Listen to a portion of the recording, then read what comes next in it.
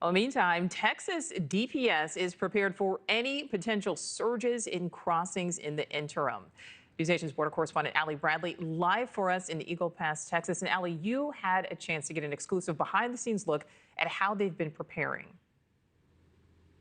Yeah, Nichole, boots on the ground down here in Eagle Pass as Texas DPS prepares for any kind of surge in illegal immigration. But we just got some new numbers from our DHS sources that actually show that following the Trump-Vance victory, illegal and legal crossings are down about 1,000 a day following that victory. Now, really, reports are signaling that Mexico is a little bit worried about a second Trump administration and any of those tariffs and economic pressures that might come along with this administration. But that is not deterring Texas DPS because, as law enforcement have told us, and as we've been reporting for nearly 4 years now, the cartel controls the southern border and controls who and what crosses when. So in anticipation for any surge in illegal immigration, this is what DPS is doing. They're carrying out mass migration response exercises along the southern border, and we had that front row seat to Abbott's latest Operation Lone Star effort. So this does include the blaring of a loudspeaker. It's warning people that crossing between the ports is illegal. Take a listen.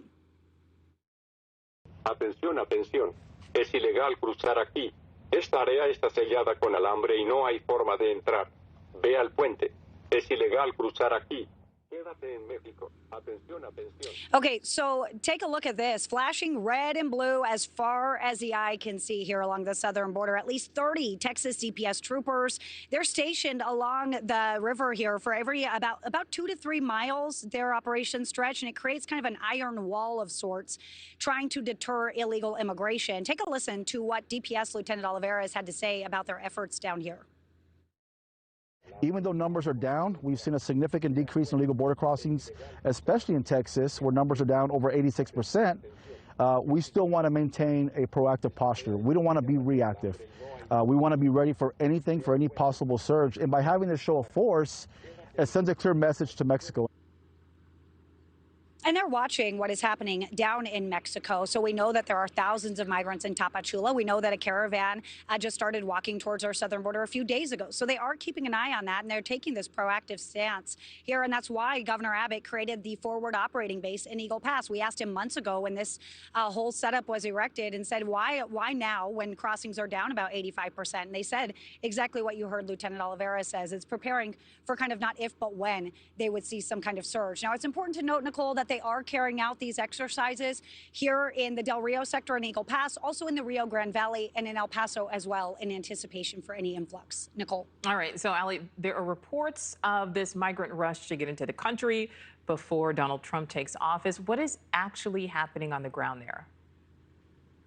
Yeah, so that's kind of that open door, right? Get in before Trump does. But here's the issue. There isn't really that big of an open door right now with President Biden's executive action and then the threats of President Trump-elect Trump's administration coming in. There's a lot of fear, and it's not that wide open posture down here along the southern border. So a lot of what law enforcement is saying is they're going to see an uptick in smuggling. Check out what they're up against right now. These smugglers are getting more desperate, and they're getting, a little bit more creative, too. I've never seen anything like this. We've seen images of migrants sewed into seats of vehicles and things like that. But check this out. They're literally removing the external panels of this vehicle, prying it apart. These people were welded into the body of the truck. Look at that. There are migrants stuffed in there.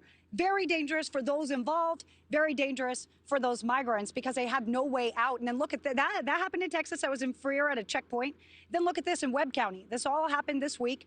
These individuals were found in a gas tank of this vehicle. So, yeah, smugglers are getting pretty desperate here, Nichole, when it comes to hiding these individuals and trying to get them in because Congress says they're a $13 billion a year industry. After all, how are they going to make that bottom line if the doors kind of close? So law enforcement are expecting more of that, more smuggling. So they are at the ready. They are holding the line down here, Nichole, and they are prepared for that. They are out here, again, kind of filling those gaps where the wall is not present, where there's no structure as well, Nichole, prepared for anything. Allie Bradley live for us there in Texas. Thank you. Thanks so much for watching. Just go to joinnn.com to find News Nation on your television provider. And don't forget to click the red subscribe button below to get more of News Nation's fact-driven, unbiased coverage.